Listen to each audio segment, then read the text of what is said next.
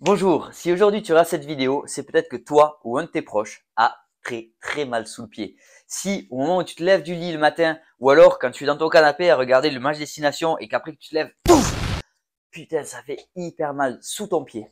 À ce niveau-là, au niveau de la face plantaire de ton pied entre ton talon et la base des métars, tu as peut-être une aponévrosite plantaire ou fascite plantaire ou on t'a peut-être dit que c'était une épine calcanéenne qui te faisait mal. Tu as sans doute remarqué que c'est pas facile à soigner et que souvent on a l'impression qu'on va jamais s'en sortir.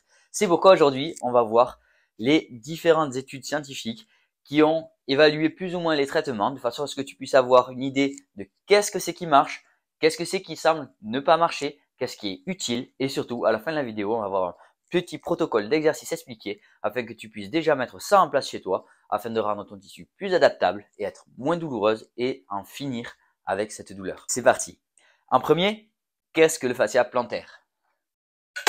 Hop, ceci est un pied. Wow. Le fascia plantaire est le tissu qui part de votre calcanéum ici jusqu'à la tête de vos métas à ce niveau-là. Donc du coup, c'est un tissu qui va servir à absorber les chocs lorsque vous marchez. C'est-à-dire que quand vous allez marcher, il va absorber le poids de votre corps tout en soutenant la voûte plantaire. Il faut savoir que lors du mouvement d'extension à ce niveau-là, quand même, le fascia plantaire, il encaisse 2 à 3 fois notre poids. Donc, c'est quand même pas rien. Il y a deux types de personnes qui déclenchent des fascites plantaires. Deux types de personnes, deux grands types de personnes. Je vous laisse voir le schéma. Donc, du coup, on a d'un côté les gens sportifs, jeunes et actifs qui vont dépasser en fait leur capacité d'adaptation en courant peut-être trop vite, trop d'un coup. Donc par exemple en accélérant leur vitesse de course ou en augmentant trop vite la distance de course et par exemple en restant très longtemps debout, marchant, tout ce cumul d'activité va être une surcharge que son tissu ne va pas pouvoir tolérer et donc du coup va déclencher justement des micro-inflammations du fascia plantaire qui vont résulter justement sur cette dégénérescence du fascia plantaire et de ces douleurs qui vont apparaître. L'autre groupe de personnes sont les personnes avec un IMC un peu plus élevé, indice de masse corporelle. On retrouve également une forte prédiction au niveau des femmes de 40 à 60 ans qui ont plus de prédisposition à déclencher une fascite plantaire. Ces personnes-là, ça va être souvent le nombre de pas dans la journée, le nombre de pas statiques debout et du coup ce manque d'activité qui va faire que leur fascia plantaire va manquer également d'adaptabilité. Au cours de cette vidéo, du coup, comme je vous ai dit, on va faire appel au professeur pour faire un petit point sur quels sont les traitements de la fascite plantaire. Que nous dit la science et les études par rapport à la fascite plantaire? Cette partie de la vidéo se veut un petit peu plus technique. Parlant d'études scientifiques, il peut y avoir des termes où vous vous sentez un petit peu perdu. Si c'est le cas, n'hésitez pas à avancer et à passer directement à la partie des exercices et du résumé qui vous résumeront avec des mots un petit peu plus simples tout ce qui va être abordé dans cette partie. Merci. Alors, la fascite plantaire a été très étudiée ces dernières années. Il y a de nombreuses études. Donc, le fait est que, qu'est-ce que vous voulez savoir? Vous voulez savoir quels sont les traitements qui marchent ou qui ne marchent pas et aussi peut-être qu'est-ce que c'est pour mieux comprendre. La fascite plantaire, comme dit précédemment, est une pathologie dégénérative du fascia plantaire. Avant, on l'appelait aponévrosite. Le suffixe "-ite" signifie inflammation. Or, on a fait des biopsies, donc on a pris un petit scalpel, tout qu'on a curé, on a fait une étude du tissu et on s'est rendu compte qu'en fait, il n'était pas inflammé, mais qu'il y avait une dégénérescence des tissus fibreux, c'est-à-dire que les tissus mouraient. On retrouve ça sur des tendinites très avancées, etc. Qu'est-ce que ça signifie donc? Est-ce que les anti-inflammatoires sont la solution? Le fait de mettre la glace, les anti-inflammatoires et le repos? Eh bien, peut-être que non. Justement, ce n'est pas une inflammation. Donc, ce n'est pas la solution d'aller prendre des anti-inflammatoires. D'ailleurs, au niveau des études, la prise d'anti-inflammatoires locaux n'a pas une efficience très significative. Ce qu'on retrouve également, c'est que l'infiltration, donc l'infiltration avec une seringue d'anti-inflammatoire dans le fascia plantaire, donne une diminution des douleurs de 0 à 6 semaines, mais pas sur le long terme et aurait peut-être tendance à augmenter le risque de rupture du fascia plantaire. L'injection de toxines botuliques, elle peut être déjà une solution avant la chirurgie qui peut être très intéressante. Elle améliore la fonction et diminue la douleur dans les 6 mois et ça dure jusqu'à 1 an en termes de soulagement. Quant aux autres types d'injections, tels que l'injection de PRP, plasma riche en plaquettes, ou la prolothérapie. Il n'y a pas de preuves scientifiques suffisantes comparées par exemple à l'utilisation des ondes de choc ou de la toxine botulique pour pouvoir les promouvoir. Il existe également l'aiguillettage à sec du carré plantaire, gastronémien et triceps sural qui semblent avoir des preuves assez controversées mais qui auraient une influence sur la douleur des patients et qui consiste à prendre des aiguilles avec un thérapeute formé en dry needling et venir piquer au niveau du muscle adducteur de l'hallux, qui est le muscle ici, ou dans notre triceps sural, solaire ou gastronémien, et grâce à ce procédé, de venir réaliser une petite inflammation de ce muscle et favoriser justement le relâchement de ce muscle ainsi que le processus de guérison. Cette technique est sans ajout de liquide et peut être intéressante à ajouter à votre traitement. Elle ne doit en aucun cas être la base de votre traitement, mais un adjuvant qui potentiellement pour vous pourrait être efficace. Il y a les ondes de choc. Vous avez tous parlé de l'onde de choc, c'est-à-dire de gros marteaux-piqueurs qu'on vous met sur le pied, qui fait très très mal. Sur les dernières méta-analyses, dont les méta-analyses sont des regroupements en fait d'analyse de toutes les études qui ont été faites sur ce sujet, avec des critères d'inclusion, on retrouve que les ondes de choc sont efficaces et que dans l'idée, il faudrait faire 5 à 6 séances espacées de 5 à 6 jours, 7 jours entre chaque séance pour avoir une amélioration justement. Je précise que ça ne casse pas l'épine calcanéenne, ça ne casse pas les cicatrices, mais par contre, ça vient diminuer la douleur et ça facilite la récupération du tissu. Il faut savoir que déjà la fascite plantaire a quand même 75% de guérison à 12 mois. Vous allez me dire, oui, mais non, ça fait mal et c'est long. Oui, c'est vrai. Alors, le fait est que avec un traitement conservateur de rééducation et ce qu'on va voir ensuite, on a quand même une amélioration le plus souvent au bout de 6 semaines à 3 mois. On va compter plutôt 3 mois avec un traitement assez assidu. Ce qu'on va retrouver, ça va être l'importance de traquer son activité. Nous sommes à une époque où tout le monde a un smartphone, certains ont une montre connectée qui vous permettra justement de pouvoir voir le nombre de pas que vous faites et donc du coup de réussir à voir si vous avez dépassé ou non la capacité d'adaptation de votre corps. Si par exemple vous voyez que en faisant 10 000 pas la journée, mais vous n'avez pas mal, vous savez que c'est une bonne base pour commencer à progresser. Si vous voyez qu'à 15 000 pas, vous avez eu très mal le lendemain, quand vous avez posé le pied au sol, vous savez que là vous êtes un peu au-dessus de ce que vous êtes capable. Revenons à nos traitements. Qu'est-ce qui marche pour la fasciite plantaire? Les chaussures. Pour les chaussures, la vraie règle sera mettez la chaussure dans laquelle vous vous sentez bien.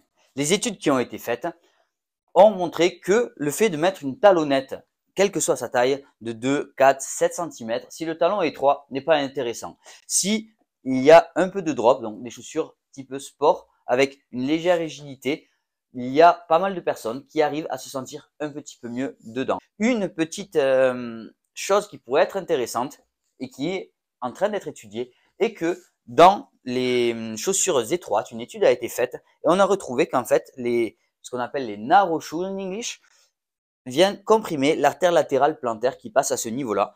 Et le fait d'avoir une compression au niveau vasculaire peut provoquer justement une dégénérescence tissulaire. Comme la fasciite plantaire est un peu dans ce cas-là, lumière peut être intéressant justement de venir porter peut-être des chaussures larges sur l'avant du pied qui correspondent en fait à des chaussures anatomiques et qui permettent à votre gros orteil de travailler à l'extérieur et qui ne se retrouvent pas complètement serrés dans votre chaussure. Au niveau du traitement, on retrouve une efficacité pour l'étirement du fascia plantaire. L'étirement du fascia plantaire doit être fait par phase de 10 répétitions, 10 séries de 10 secondes. Donc du coup, on fait 10 répétitions de 10 secondes de l'étirement, le mieux à froid après une zone d'inactivité.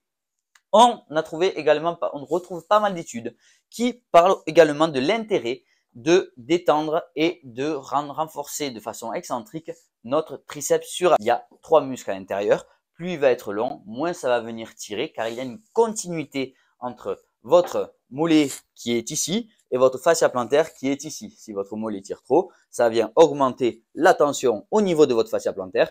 Si ça augmente la tension, ça augmente les contraintes à ce niveau-là et donc du coup, potentiellement, et cause de douleur.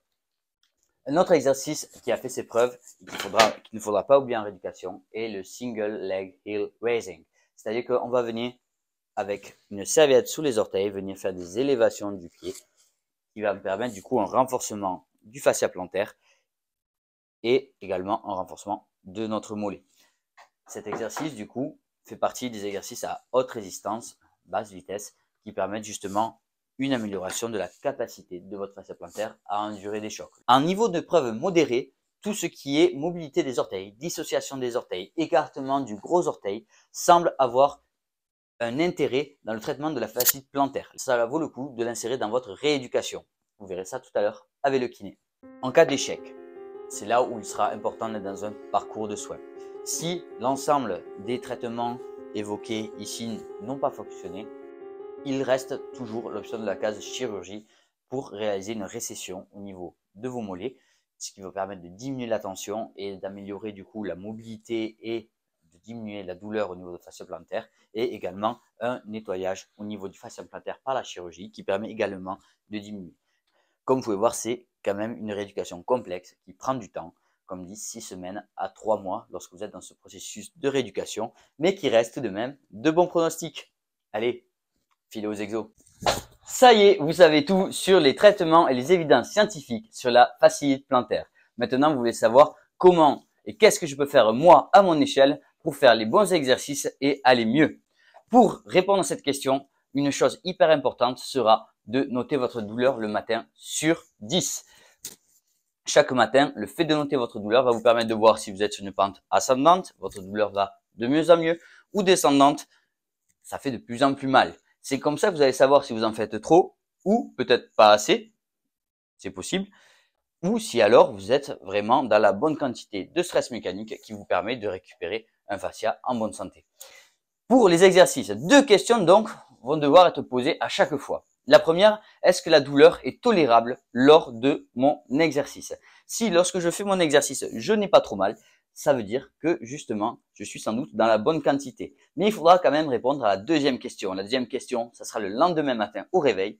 Est-ce que ma douleur le lendemain des exercices est plus forte que la douleur de la veille ou non?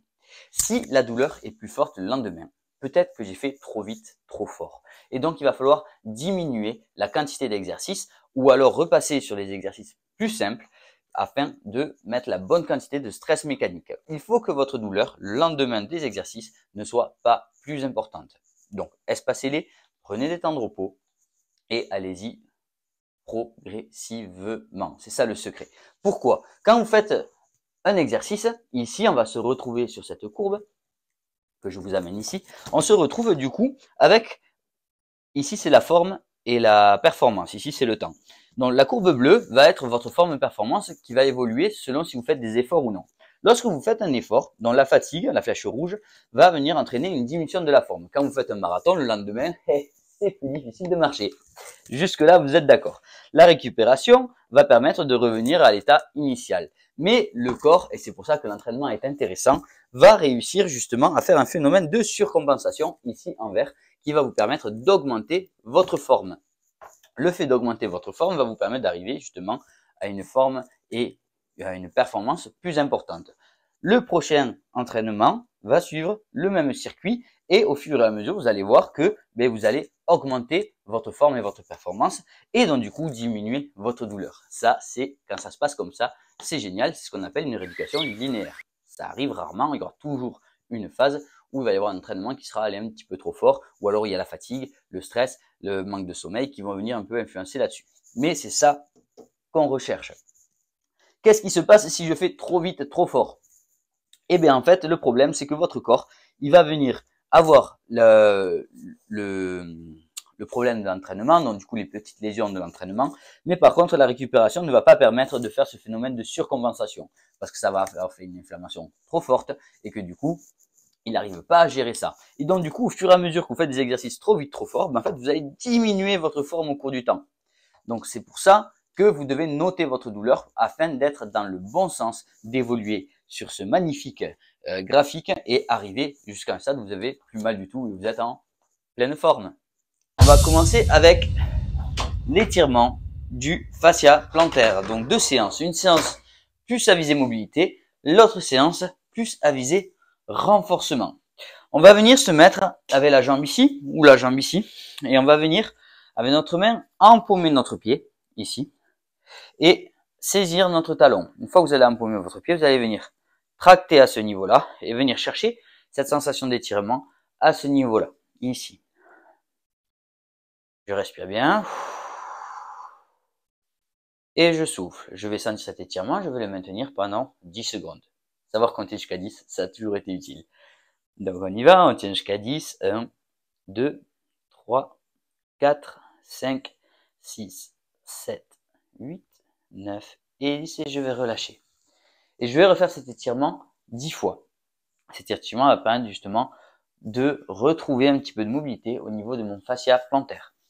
Ce qu'on peut faire de temps en temps, pas à chaque fois, va être de venir empaumer ici, se remettre dans la position, et là je vais venir avec mes orteils, forcer contre ma main pendant 6 secondes, 1, 2, 3, 4, 5, 6, et relâcher et aller un petit peu plus loin.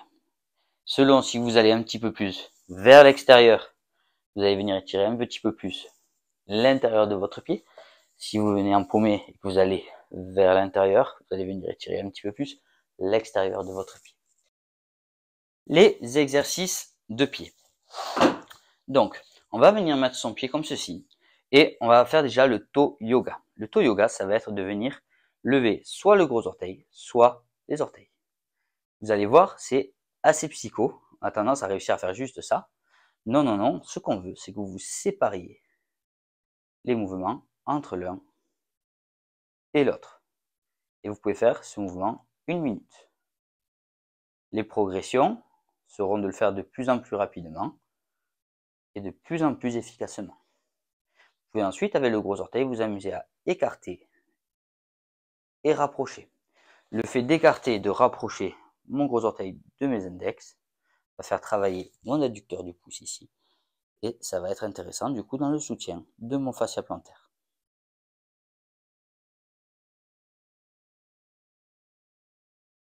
Donc on résume, monter les orteils, monter l'autre, écarter, rapprocher, écarter, rapprocher. Notez que à ce niveau-là, lorsque j'écarte, ça travaille très fort. Je vais sentir le muscle qui va venir travailler. Autre exercice. Je peux aussi travailler ma dissociation avec la flexion. Ici, je peux travailler mon gros orteil qui va vers l'avant, ou les orteils, et mon gros orteil qui va vers le haut. Ça peut être intéressant également. Bon, ça, dès que vous avez un petit peu de temps chez vous ou quoi, au bureau, vous pouvez vous amuser à travailler. Travailler à écarter les orteils le plus possible et serrer. Écarter les orteils le plus possible et serrer. D'accord. Le short foot ou pied court en français.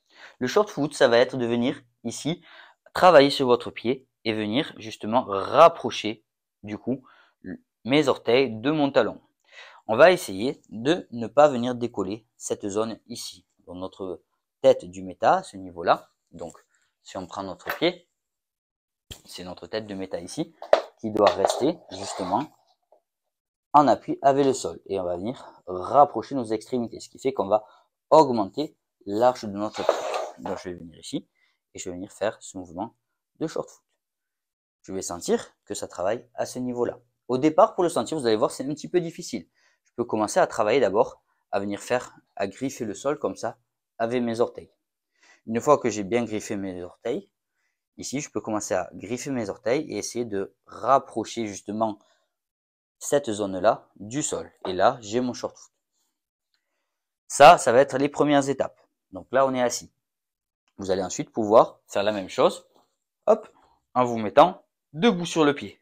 Et là, vous allez voir, en tenant cette position de short foot, ça va être beaucoup plus difficile. Votre pied va commencer à travailler. Je vais pouvoir faire des tenues de 10 à 15 secondes, voire 30 secondes quand je commencerai à être à l'aise. Séance renforcement 2. On va commencer à chauffer en venant saisir votre pied ici. Et ce qu'on va faire, c'est qu'on va venir empaumer, un peu comme pour l'étirement du fascia plantaire, par qu'on va aller dans l'autre sens. Et on va venir tracter le talon et on va venir étirer tous nos muscles extenseurs à ce niveau-là. Et on va le maintenir 10 à 20 secondes.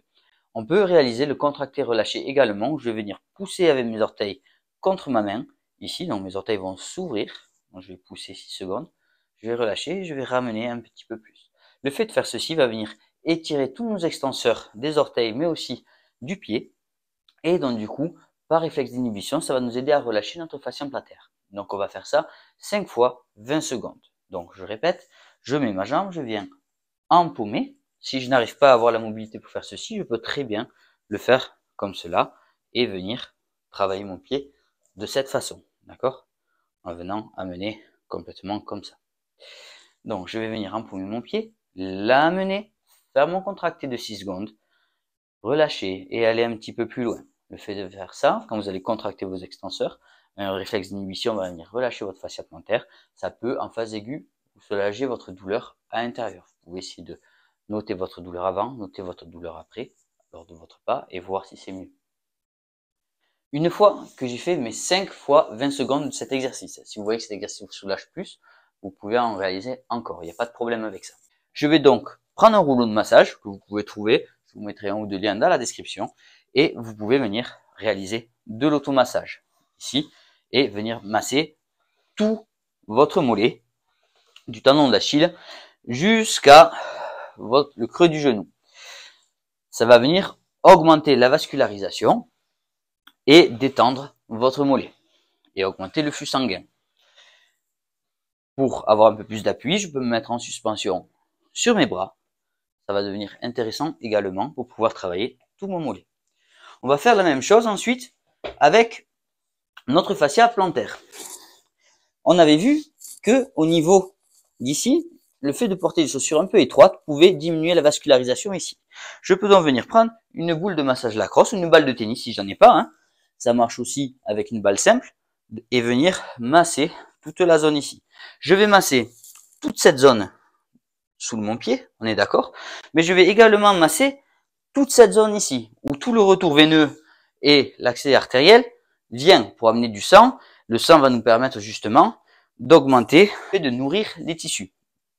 Et je vais venir travailler toutes mes zones ici qui sont douloureuses et chercher vraiment à détendre toute la voûte plantaire et également l'intérieur. Je vais faire ça une minute. Le single leg heel raises avec ses évolutions. Ça va être l'exercice le plus important dans votre rééducation pour remettre en charge votre fascia. Pour ce faire, on va prendre une serviette qu'on va rouler comme ceci en cylindre ici et on va venir la poser au sol. On va venir avec notre pied saisir du coup ce cylindre avec nos orteils, d'accord? Ce qui va mettre en tension déjà notre fascia plantaire comme vous pouvez le voir ici. Et on va se mettre sur nos deux pieds, monter sur la pointe des deux pieds et ralentir la descente. Je vais vous le montrer comme ceci, dans les deux pieds alignés. Je monte sur les deux pieds et je ralentis la descente. On commencera du coup sur les deux pieds, à monter avec les deux pieds et descendre avec les deux pieds. Ce qui va être important, ça va être de descendre le plus lentement possible pour commencer à travailler. Je vous engage la première séance que vous ferez de ce programme à le faire avec les deux pieds au début. En suivant du coup les recommandations vues juste avant le programme d'exercice, vous pourrez ensuite faire l'évolution suivante.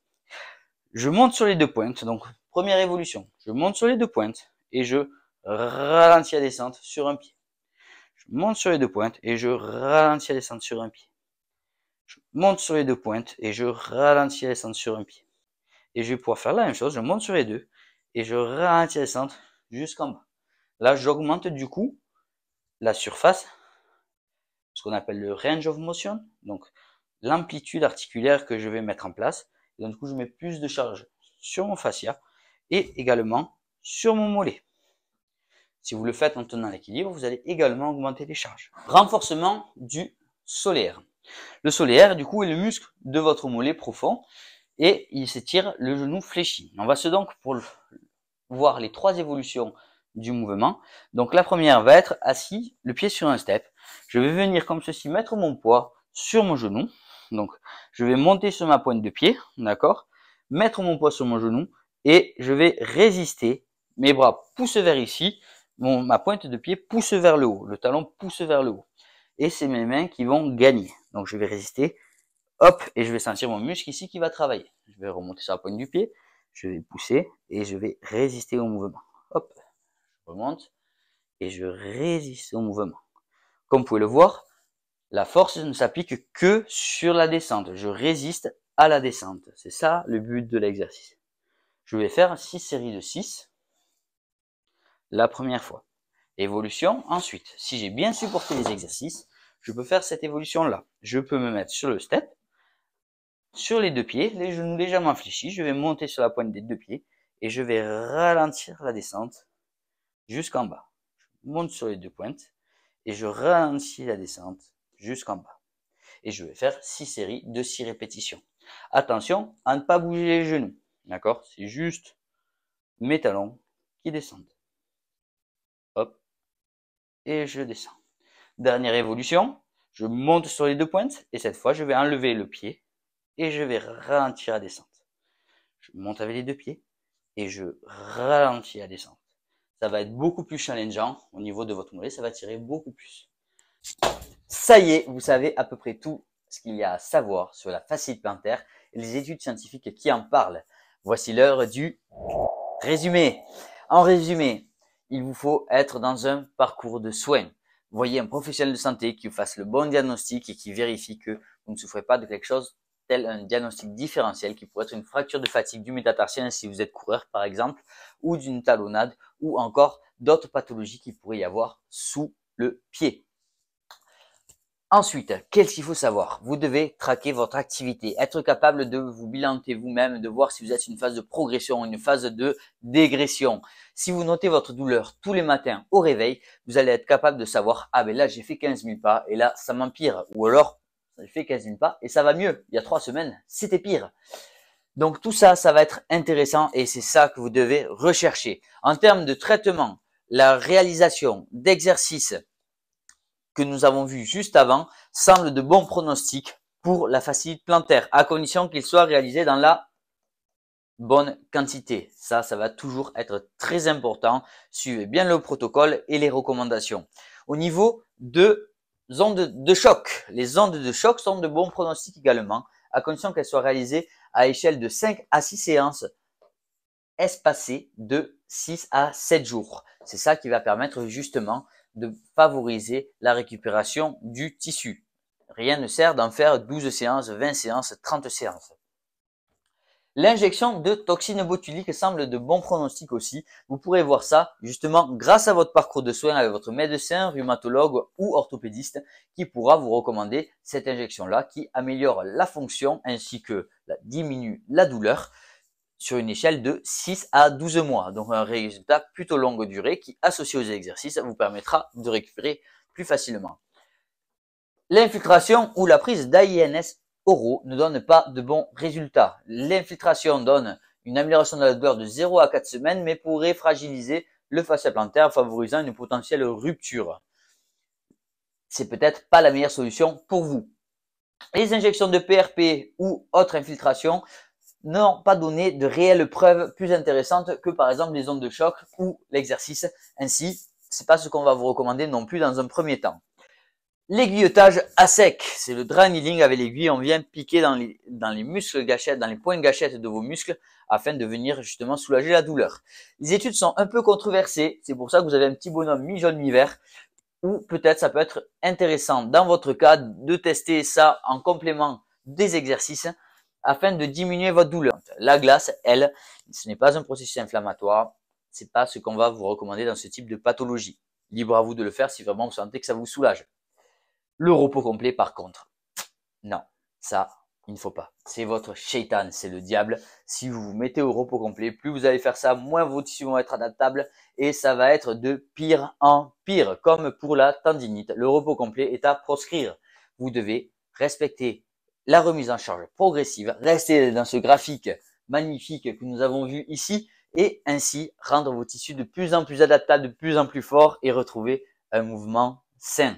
C'est la fin de cet épisode de la Casa del Move. Merci de votre attention. N'hésitez pas à me dire qu'est-ce que ça a donné pour vous, si vous avez mis en place ce protocole, si ça a marché. Si vous avez des questions, n'hésitez pas. Et pour voir les prochaines vidéos, n'hésitez pas à vous abonner. C'est par ici. Allez, passez une bonne journée.